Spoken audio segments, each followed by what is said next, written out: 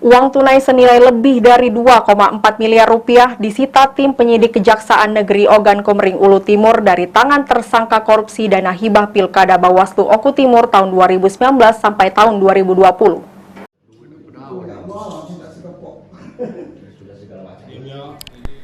Tim penyidik Kejari Oku Timur telah menetapkan 3 orang tersangka korupsi dana hibah Pilkada 2019-2020 yang bersumber dari dana hibah pemerintah Kabupaten Ogan Komering Ulu Timur dan dihibahkan ke Bawaslu Oku Timur. Dari total dana hibah senilai 16,5 miliar rupiah, berdasarkan perhitungan sementara tim penyidik Kejari Oku Timur menemukan kerugian negara sebesar 4, miliar rupiah.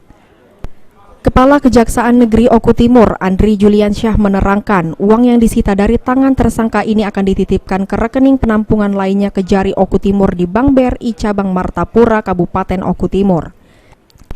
Andri Juliansyah menambahkan, tim penyidik baru dapat menyita uang senilai 2,4 miliar rupiah dari tangan tersangka, sehingga masih ada sisa 2 miliar lebih yang belum dapat disita dari total kerugian negara yang mencapai 4,5 miliar rupiah.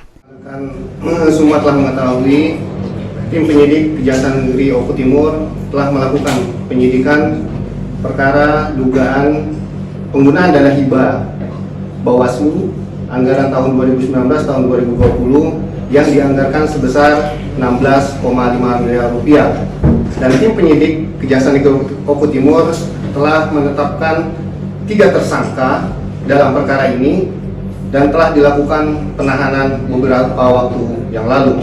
Pada hari ini, tim penyidik Kejaksaan Negeri Oku Timur melakukan penyitaan terhadap uang yang telah digunakan oleh para tersangka, yaitu sebesar 2,4 miliar rupiah. Uang ini kita sita untuk kedepannya dilakukan pembuktian pada saat persidangan, dan akan kita titipkan pada hari ini juga ke rekening penampungan Kejaksaan Negeri Oku Timur, yaitu di BRI. Setelah konferensi pers berakhir, uang hasil sitaan kemudian dibawa menuju Bank BRI Cabang Martapura dengan pengawalan ketat dari pihak kepolisian. Elvandri Jeffriyadi, PAL TV.